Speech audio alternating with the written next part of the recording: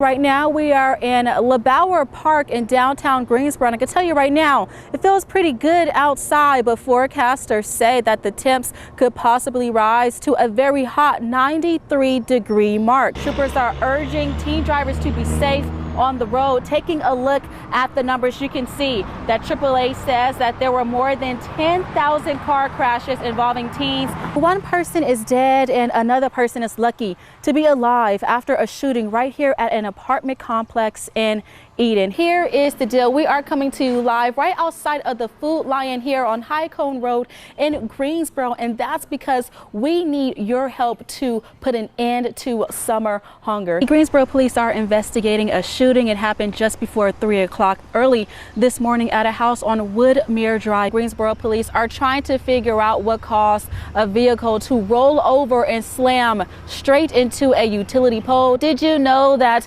a burglary actually happens every 15 seconds? And statistics also show that burglars, they love to enter right through your front door. So you want to make sure that it's locked. As the temps continue to rise over the summer months, you can expect mosquitoes and ticks to invade your personal space. When most people think about Memorial Day, they might think about the long 3-day weekend or just spending time with their family or going to the beach or simply grilling. But you know what? It's so much more to it than that. The Uwharrie Volunteer Fire Department proudly flies the Confederate flag on fire station property. The flag's not hurting a thing.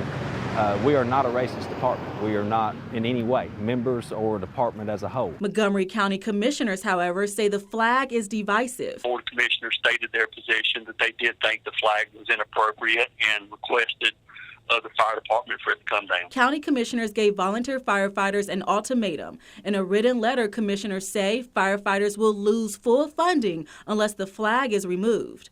The county says firefighters will only receive money for fuel and maintenance for 2 county-owned fire trucks. We're not looking for restrictions. We're looking for support from the county. We're not getting paid. We're volunteering all of our time and energy to keep our community safe, and this is the thanks we get, is the way the fire department feels. The Board of Commissioners recognize the position they are in to find a middle ground to send the appropriate message in relation to that flag, and yet at the same time not to jeopardize the well-being of the residents of Montgomery County. We'd love to work with the county and for them to support us, but we don't feel like we're going to move on the issue of taking down the flag. We're not going to move on the issue of taking down the flag. A day of action. A sea of red marched on the grounds of the North Carolina Association of Educators headquarters towards the General Assembly in downtown Raleigh. Somebody has to do it, and if we don't do it, nobody else is going to do it for the kids. We are their voice. For the second year in a row, thousands of teachers from across the state rallied to push lawmakers to fully fund public schools. Just as we teach our kids to be advocates, we need to be advocates ourselves. They've got to listen to us.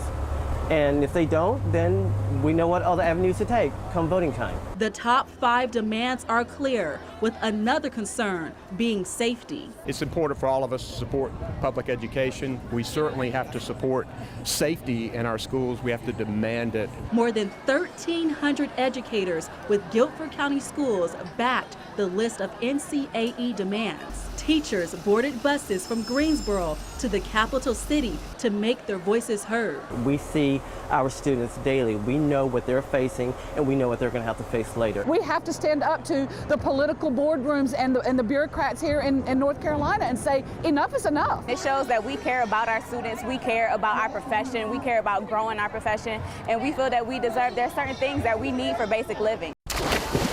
It only takes a matter of seconds. Be sure you keep an eye on them while they're swimming. The American Red Cross says a child or weak swimmer can drown in the time it takes to reply to a text, check a fishing line, or apply sunscreen. Learn how to swim. Safety experts say swim lessons are one of the best ways to reduce the risk of drowning. If you have children, either teach them how to swim yourself or take them and sign them up for swimming lessons. Drowning is one of the top causes of death for children. New guidance says swim lessons can help children after age 1. And if you happen to have a pool at home, it should be surrounded by a 4-foot fence and a locked gate. Make sure your children and any friends that they have over ask your permission before they go get in the pool.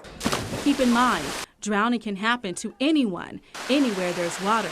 That includes pools, hot tubs, the beach, lakes, streams, and even bathtubs. If you plan on beating the heat this spring by taking a dip in the pool, Always have a buddy with you. Even if you're an adult, having a buddy with you, because anything could happen at any time.